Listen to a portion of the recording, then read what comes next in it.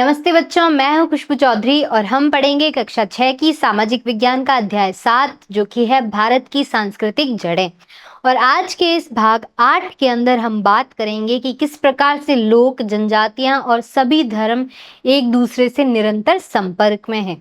तो आइए शुरू करते हैं। सबसे पहले अगर हम बात करें तो जितनी भी जनजातियां, लोक और जितने दर्शन या फिर मत, धर्म, जिस भी शब्द से आप इसको नाम दें या फिर इससे जानें, तो इन सभी के अंदर क्या है, निरंतर संपर्क है। अब ये संपर्क हम कैसे समझेंगे कि हाँ ये संपर्क है या नहीं है? तो लोक, जनजातीय परंपराओं तथा प्रमुख विचारधाराएं। अब ये विचारधाराएं, मत, धर्म, आप कुछ भी बोल सकते हैं, इनके अंदर क्या है, संबंध है। कैसा? वो भी निरंतर संबंध। तो देवताओं, संकल्पनाओं, दंत कथाओं, रीतियों आदि का आदान प्रदान होता है। अर्थात ये जितनी भी जनजातियां हैं, लोक है या फिर विचारधाराएं हैं, इनके अंदर देवताओं का भी आदान प्रदान दिखाई देता है, संकल्पनाओं का भी, दंत कथाओं का भी, और रीतियों या फिर प्रथाएं, जो भी बोले आप, इन सब का आपस में आदान प्रदान होता है। अब ये आदान प्रदान के उदाहरण हम आगे देखते हैं। तो उदाहरण के लिए जैसे जगन्नाथ है, ये क्या है, एक भगवान के रूप में इनको माना जाता है। तो पुरी जो कि उड़ीसा में है, वहां पर इनको माना जाता है या फिर पूजा जाता है। अब जगन्नाथ जो है वो क्या है बच्चों, एक आदिवासी देवता है, मूलतः आदिवासी देवता है। फिर कुछ जनजातियां ऐसी है जो हिंदू देवी देवताओं को बहुत पहले से ही उन्होंने अपना लिया था। तो यहाँ पर हम देख सकते हैं कि पूरी ओडिशा में जो जगन्नाथ पूजे जाते हैं, उनको भी कई लोगों ने अपने भगवान के रूप में अपना लिया, जो कि मुख्यतः क्या है, एक आदिवासी देवता है। दूसरा अगर हम बात करें तो जितने हिंदू देवी देवता है, उनमें से भी कुछ देवताओं को जनजातियों ने अपना लिया है। जनजातियां क्या होती है? जनजाति एक ऐसा समूह है जो किसी विशेष परिवेश के अंदर रहती है। जैसा कि हमने पिछले भाग में बात की थी, ये जो जनजातियां हैं वो पहाड़ या फिर जंगल जैसे विशेष परिवेश के अंदर रहती है और इनकी अपनी भाषा होती है, संस्कृति होती है, और बाकी लोगों से इनमें कुछ ना कुछ भिन्न तो होता है, लेकिन उस ग्रुप के अंदर, उस समूह के अंदर कुछ सामान्यता या समानता होती है। तो यहाँ पर हम देख रहे हैं कि कैसे आदिवासी देवता जो कि जगन्नाथ है, इनको हिंदू लोग भी मानते हैं और भी कई धर्म के लोग मानते हैं, और जनजातियां जो है उन्होंने भी हिंदू धर्म के देवी देवताओं को माना या फिर उनकी अनुपालना की या फिर उनको पूजा। आगे बढ़ते हैं। महाभारत और रामायण के अपने अपने रूप है। महाभारत और रामायण क्या है? ये दोनों भारत के बहुत ही बड़े महाकाव्य है। क्या है? महाकाव्य। तो महाभारत और रामायण, पहले क्या होता था बच्चों, सारी चीजें मौखिक रूप से एक दूसरे को बताई जाती थी। कैसे? जैसे कि हमें किसी हमारे पूर्वज ने बताया तो हमको पता चला, हम आगे किसी को बताएंगे, तो ये सारी चीजें क्या होती थी, मौखिक रूप से एक दूसरे को ट्रांसफर होती थी। तो महाभारत और रामायण को बहुत समय बाद में लिखित रूप में इनको लिखा गया था। क्यों? क्योंकि लेखन जो है वो लगभग 6000 वर्ष पहले शुरू हुआ, इसीलिए इन महाकाव्यों को बहुत ही बाद में लिखा गया। जैसे कि हमने वेदों की भी बात की थी, तो वेद भी मौखिक रूप से कंठस्थ याद किए जाते थे और एक दूसरे को सुनाए जाते थे या फिर एक दूसरे तक उसका ज्ञान पहुंचाया जाता था। तो महाभारत और रामायण को जब लिखा गया बच्चों, तो पूरे भारत के अंदर हमें इसका अलग अलग भाषाओं में अनुवाद मिलता है या फिर इनकी संकल्पना मिलती है। तो भारत के पूर्वोत्तर के राज्यों से लेकर तमिलनाडु तक बहुत अच्छे से लिखा गया है। महाभारत और रामायण हमें कई सारी भाषाओं में, बोलियों में लिखी हुई दिखाई देगी, जो कि किसी क्षेत्र की लोकल भाषा भी हो सकती है, किसी एक पर्टिकुलर समूह की लोकल भाषा भी हो सकती है, या फिर एक राज्य की। जैसे कि पूरे भारत की हमारी मातृभाषा है हिंदी, हिंदी में भी मिलेंगी, अंग्रेजी में भी लोगों ने इसका अनुवाद किया होगा, कन्नड़ा में भी किया होगा, तेलुगु में भी किया होगा। तो इसी प्रकार से जम्मू से लेकर कन्याकुमारी तक क्या है बच्चों, हमें महाभारत और रामायण के अलग अलग भाषाओं में लिखित रूप मिलते हैं। तो इससे हम ये कह सकते हैं कि सभी लोक, जनजाति और विचारधाराओं का एक दूसरे पे संपर्क भी रहा है, और तो और उनका एक दूसरे पर प्रभाव भी रहा है। इस तरह की बातचीत इतने लंबे समय तक और इतनी स्वाभाविक रूप से हुई, जिसका कारण क्या है? कैसे इन लोक जनजातियों और विचारधाराओं के बीच में परस्पर संपर्क रहा और एक दूसरे पर प्रभाव पड़ा? इसका कारण है कि लोक जनजातीय और हिंदू विश्वास इस प्रकार के परस्पर संपर्क इतने इतने लंबे समय से तथा इनकी सहायता से कैसे होते रहे। जैसे लोक जनजातियों और हिंदू विश्वास में अनेक प्रकार की संकल्पनाएं थी, तो ये सभी कारण जो है कि इनमें कैसे परस्पर संबंध था, इनका एक दूसरे पर प्रभाव था, जिसको हम इतने लंबे समय तक इनका संपर्क देख सकते हैं, जो कि इसका स्वाभाविक है होना। क्यों? क्योंकि अगर एक ग्रुप का दूसरे ग्रुप पर कुछ प्रभाव रहेगा या फिर संपर्क रहेगा, तो ये चीजें देखना आम बात है कि कैसे आदिवासियों के देवता को सामान्य लोगों ने अपनाया, या फिर हिंदू धर्म के कुछ देवी देवताओं को आदिवासी लोगों ने या फिर जनजातियों ने अपनाया। तो ये हुआ एक दूसरे पर प्रभाव लोक जनजाति धर्म और विचारधाराओं का। तो उदाहरण में तीनों में प्राकृतिक तत्वों जैसे पर्वतों, नदियों, पेड़ पौधों, जंतुओं तथा कुछ पत्थरों को भी पवित्र माना गया है। यहाँ पर जनजातियों की बात हो रही है, जो कि आदिवासी हम जिसको बोलते हैं, जो कि एक विशेष परिवेश के अंदर रहती है।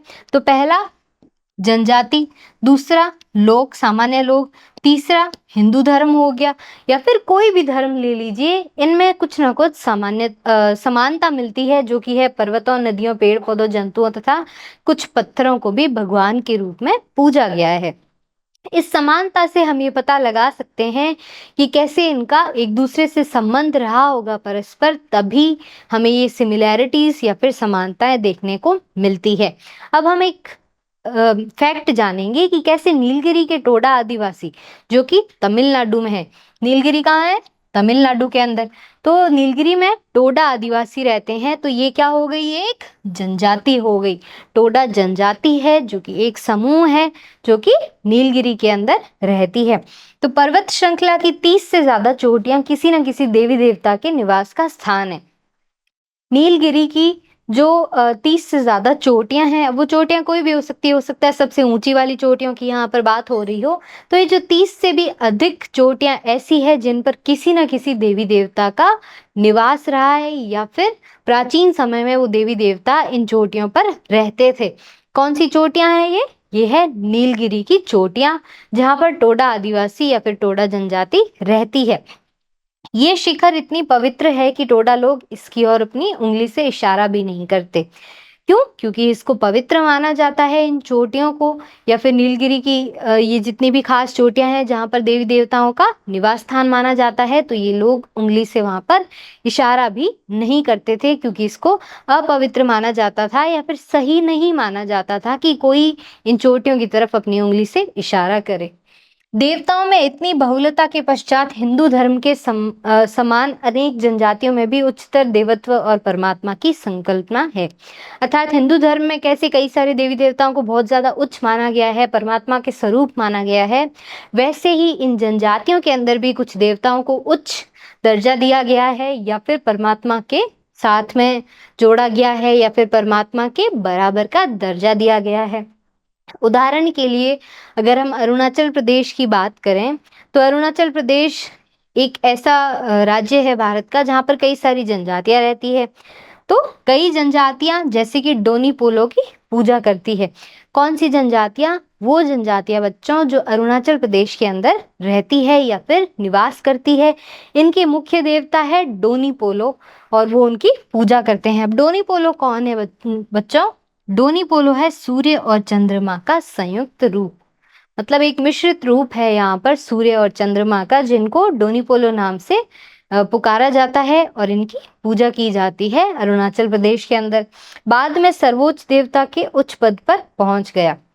ये जो डोनी पोलो नाम के देवता थे, जो कि अरुणाचल प्रदेश की जनजातियों द्वारा पूजे जाते थे, इनको बाद में सर्वोच्च स्तर या फिर स्थान दे दिया गया। दूसरा हम बात करेंगे मध्य भारत के भाग की, जहाँ पर भगवान खंडोबा की पूजा होती है। तीसरा है पूर्वी भारत। पूर्वी भारत के अंदर मुंडा और संथाल जनजातियां, जो कि सिंह बोंगा की पूजा करती है। इन्हें परमेश्वर कहते हैं। जिन्होंने ये संपूर्ण विश्व बनाया है। परमेश्वर, परमात्मा आदि ये बहुत ही सर्वोच्च या फिर उच्च दर्जा है भगवान को मानने का। तो ये जो सिंगबोंगा नाम के भगवान थे, जिनकी पूजा मुंडा और संथाल जनजाति करती थी, इनको भी परमेश्वर के बराबर क्या दिया गया? इनको दर्जा दिया गया।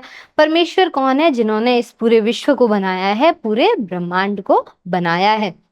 तो इसी प्रकार से ये है जनजातियों के वो देवी देवता जिनको आप, जैसे हिंदू धर्म में कई उच्च देवता है या फिर परमात्मा है, वैसे ही ये देवता भी बहुत ही उच्च दर्जे के हैं। तो ऐसा नहीं कह सकते कि सिर्फ छोटे मोटे देवी देवताओं की पूजा ये जनजातियां करती थी। ये जनजातियां कई बड़े देवी देवताओं की पूजा भी करती थी, जैसा कि अभी हमने देखा। अगला हम एक कथन की बात करेंगे या स्टेटमेंट की बात करेंगे जो कि आंद्रे बेते ने बोला था। आंद्रे बेते कौन है बच्चों? यह है भारतीय समाज शास्त्री। कौन है? भारतीय समाज शास्त्री। ऐसा इंसान जो भारत के समाज के बारे में स्टडी करता हो, गहन उसका अध्ययन करता हो। तो भारतीय उपमहाद्वीप में रहने वाली हजारों जातियां, हमारे भारतीय उपमहाद्वीप के अंदर कई सारी जातियां हैं, कई सारी जनजातियां भी है। तो इनका कहना है कि भारतीय उपमहाद्वीप में रहने वाली हजारों जातियां और जनजातियां इतिहास के आरंभिक समय तथा उससे भी पहले आपस में एक दूसरे से धार्मिक आस्थाओं और प्रथाओं से प्रभावित करती रही है। कि कैसे जनजातियां या फिर जितनी भी जातियां हैं वो सभी प्राचीन समय से एक दूसरे को प्रभावित करती है, एक दूसरे पर अपना प्रभाव छोड़ती है। तो जनजातीय धर्मों पर हुए हिंदू दर्शन के प्रभाव को व्यापक रूप से स्वीकार किया गया है। और ये भी सत्य है कि न केवल इसके निर्माण के चरण में बल्कि इसके पूरे विकास क्रम में हिंदू दर्शन जनजातीय आस्थाओं से प्रभावित हुआ है। तो ऐसा मानना है कि हिंदू दर्शन या फिर हिंदू धर्म किससे प्रभावित हुआ है? जनजातीय आस्थाओं से। तो कुछ जनजातियां भी हिंदू आस्था से प्रभावित हुई है और कुछ हिंदू दर्शन भी जनजातीय आस्थाओं से प्रभावित हुए हैं, या फिर हम कह सकते हैं कि उसका प्रभाव हमें देखने को मिलता है। अब ये प्रभाव कैसे साबित होता है? जैसे हमने पढ़ा था कि बहुत सारी सिमिलैरिटीज या फिर समानता है इन दर्शनों के साथ, लोक, जनजाति, दर्शन, धर्म, मत आदि में। तो ये समानताएं यही दर्शाती है कि ये समूह या फिर ये लोग एक दूसरे से प्रभावित हुए होंगे। तो ये कहना है आंद्रे बेते का, जो कि एक भारतीय समाजशास्त्री है। अगला कथन हम जानेंगे सुभाषित का। वह जिसे चुराया नहीं जा सकता, जिसे कोई शासक छीन नहीं सकता, जो बोझ नहीं है क्योंकि इसका अपना कोई भार नहीं है, जिसका उपयोग करने से हर दिन इसमें वृद्धि ही होती है, यह सबसे बड़ी संपत्ति है, सच्चे ज्ञान की संपत्ति। तो यहाँ पर सुभाषित का कहना है कि ऐसी चीज जिसको चुराया नहीं जा सकता वो है बच्चों ज्ञान। अर्थात किसी व्यक्ति के पास अगर ज्ञान है, उसे ज्ञान का बोध है, तो वो उससे कोई भी इंसान ना ही चुरा सकता है, ना ही छीन सकता है, ना ही वो उसे बोझ लगेगा। तो सुभाषित का कहना है कि ज्ञान जो है वो हमारी सबसे बड़ी, सबसे महत्वपूर्ण संपत्ति है, जो ना तो बोझ है, ना ही इसको कोई चुरा सकता है, और इसके प्रयोग से आप सफल ही बनेंगे, कोई आपको रुकावट भी नहीं आएगी। तो बच्चों, हमने इस पाठ के अंदर क्या जाना कि किस प्रकार से लोक, जनजाति और धर्म एक दूसरे से प्रभावित हुए हैं और इनके कौन कौन देवता रहे हैं। दूसरे, हमने आंद्रे बेते का और सुभाषित का कथन भी पढ़ा, जिसमें उन्होंने जनजातियों पर, लोक और दर्शन पर कुछ अपने मत दिए हैं। और सुभाषित ने क्या बोला है ज्ञान के बारे में, कि ज्ञान आपकी सबसे बड़ी संपत्ति है। जैसा कि हमने बौद्ध धर्म और जैन दर्शन में बात की थी कि वो लोग भी कैसे विद्या या फिर ज्ञान के बोध के ऊपर उन्होंने जोर दिया, सत्य पर जोर दिया, ठीक वैसे ही सुभाषित का भी यही कहना है कि ज्ञान आपकी सबसे बड़ी संपत्ति है, ज्ञान से बढ़कर कुछ भी नहीं है। अब हम एक छोटा सा रिवीजन कर लेते हैं, जिसमें मैं सिर्फ और सिर्फ एक ही प्रश्न आपसे पूछूंगी कि निम्न में से आदिवासी देवता जगन्नाथ मुख्य रूप से कहाँ पूजे जाते हैं? विकल्प 1 है मध्य प्रदेश, दूसरा है उड़ीसा, और तीसरा क्या है? छत्तीसगढ़, और चौथा है महाराष्ट्र। तो मध्य प्रदेश, उड़ीसा, छत्तीसगढ़, महाराष्ट्र, इनमें से कौन सा ऐसा स्थान है जहां पर जगन्नाथ की मुख्य रूप से पूजा की जाती है? तो वो है उड़ीसा। कौन सा स्थान है बच्चों? पुरी, जो कि उड़ीसा के अंदर है। यहाँ पर जगन्नाथ की पूजा की जाती है, जो कि एक आदिवासी देवता है। तो बच्चों आज की कक्षा में इतना ही, मिलते हैं एक और मजेदार कक्षा में, तब तक के लिए धन्यवाद।